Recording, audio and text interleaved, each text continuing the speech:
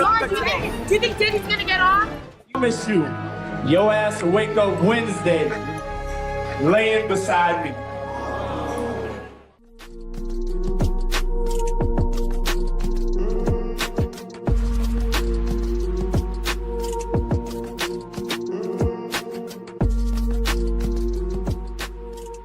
Episode 8, The Celebrity Web.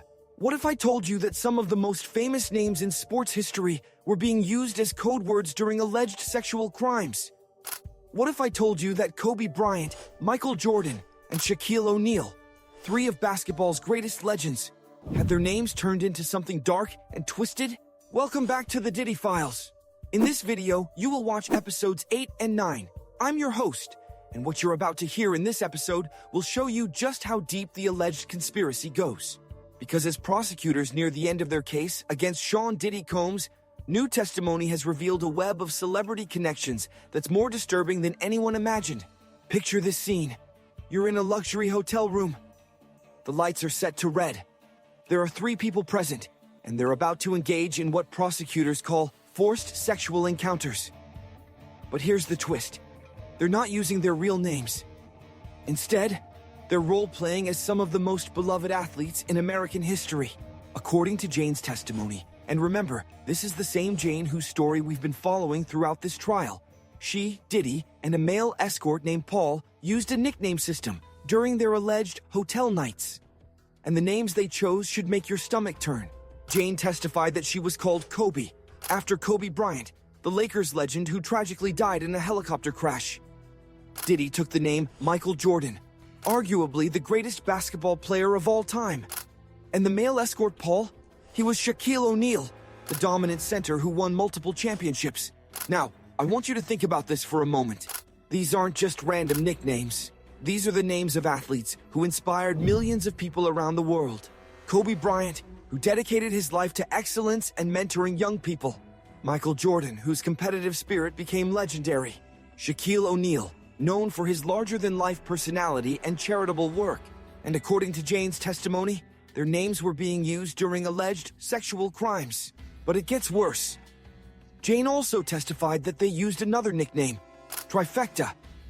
When asked why, her answer was chilling in its simplicity. Because it's 3. Think about that. Trifecta, a term usually associated with winning, with success, with hitting the jackpot. But in this context, according to the allegations, it represented something entirely different. It represented what prosecutors say was a systematic pattern of sexual coercion and abuse. Now, I need to be absolutely clear about something. Kobe Bryant, Michael Jordan, and Shaquille O'Neal are not accused of any wrongdoing. They had nothing to do with these alleged crimes. Their names were simply being used, according to testimony, as part of what appears to be a twisted role-playing system. But that almost makes it worse, doesn't it? The idea that the names of beloved sports heroes were being corrupted and used in this way? It's a level of psychological manipulation that goes beyond just the physical acts described in this trial. And here's what I find most disturbing about this revelation. It shows just how organized and systematic these alleged crimes were. This wasn't spontaneous. This wasn't random. According to Jane's testimony, there was a whole system in place. Nicknames, roles, a structure that turned alleged sexual abuse into some kind of sick game. But the celebrity connections don't stop with sports legends. As prosecutors have presented their case, a parade of famous names has emerged. Not as participants in crimes, but as witnesses to behavior, as connections in Diddy's network, as people who were present when things allegedly happened. Think about the scope of what we're talking about here. We're not just dealing with one man's alleged crimes. We're dealing with a network that touched some of the biggest names in entertainment and sports. A network where, according to testimony, celebrities witnessed violence, where famous names were used as code words, where the culture of celebrity itself may have enabled and protected alleged criminal behavior. And that raises uncomfortable questions, doesn't it? How many people knew what was allegedly happening? How many people saw signs but stayed quiet? How many people were so blinded by fame and wealth that they ignored what was right in front of them? Jane's testimony about these nicknames came during the 5th week of the trial, as prosecutors were nearing the end of their witness list. But rather than wrapping things up neatly, these revelations have opened up new questions about the scope and scale of what allegedly happened. Because if Diddy was using the names of sports legends during alleged crimes, what does that tell us about his mindset? What does it tell us about how he viewed these encounters? Was it about power? Was it about control? Was it about turning something that should be consensual and intimate into a performance, a game, a conquest? And here's another question I want you to consider. What does this say about our celebrity culture? We live in a society where we worship famous people, where we put athletes and entertainers on pedestals, where we assume that wealth and fame equal virtue and character. But this case is showing us something different. It's showing us that celebrity culture can also be a shield for predators. It can be a way to silence victims. It can be a system that protects the powerful at the expense of the vulnerable. As we continue to follow this trial, as we hear more testimony and see more evidence, I want you to keep these celebrity connections in mind, because they're not just interesting details or gossip. They're clues to understanding how alleged crimes like these can happen and continue for years without consequences.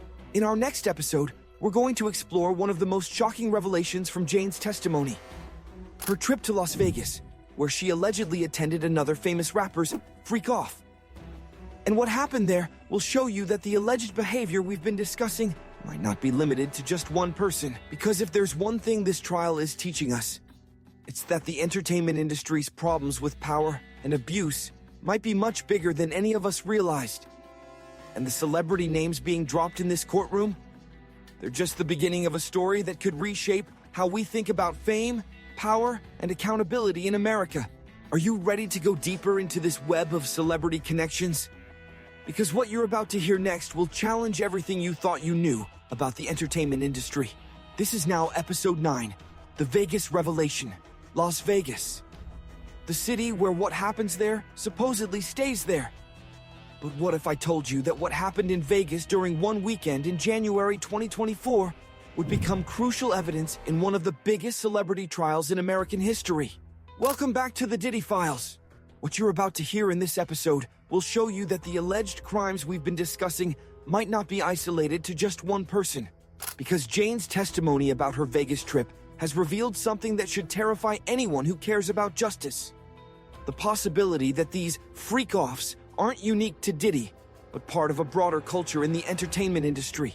Picture this. It's January 2024. Jane and Diddy are on a break from their relationship. Jane gets an invitation that many people would kill for. A trip to Las Vegas to celebrate a very famous rapper's girlfriend's birthday. Not just any rapper, mind you. According to Jane's testimony, this is someone she described as an icon in the music industry and a very successful rapper who is close to Diddy. Now, I want you to imagine being in Jane's position. You're dealing with the trauma of an abusive relationship. You're trying to figure out your life. And then you get invited to what seems like a glamorous celebrity party in Vegas. It probably felt like an escape, didn't it? A chance to be around successful, powerful people who might treat you better than the man you'd been with. But what Jane found in Vegas wasn't an escape. According to her testimony, it was more of the same. Here's what Jane says happened. She arrived in Vegas for what was supposed to be a birthday celebration. But at some point during the trip, she encountered Antoine, the same male escort who had been involved in the hotel nights with her and Diddy. And what she witnessed next should make you question everything you think you know about celebrity culture. According to Jane's testimony, Antoine had sex with another woman while 7 or 8 people watched. 7 or 8 people. Just sitting there, watching. Like it was entertainment. Think about that for a moment. This wasn't a private, intimate encounter between consenting adults. This was a performance. A show. Something that was organized for the viewing pleasure of others. But it gets worse. According to Jane's testimony, after engaging in what she described as flirty banter with the unnamed rapper, she was instructed to flash her breasts to the room. Let that sink in. A woman who had already been traumatized by alleged sexual abuse was being told to expose herself for the entertainment of a room full of people. And this wasn't happening in some seedy underground club. This was happening at a celebrity birthday party in Las Vegas, surrounded by successful, wealthy, powerful people. Now, here's where this story becomes even more significant for the trial. Jane testified that during this Vegas trip, the rapper and his partner asked her for a recommendation for a male escort. And who did she recommend? Cabral, the same entertainer who had been involved in her hotel nights with Diddy. Do you see what's happening here? This isn't just about one person's alleged crimes. This is about a network, a system, a culture where these kinds of encounters are normalized, where male escorts are passed around like business cards, where women are treated as entertainment for powerful men. And here's the most chilling part of this story.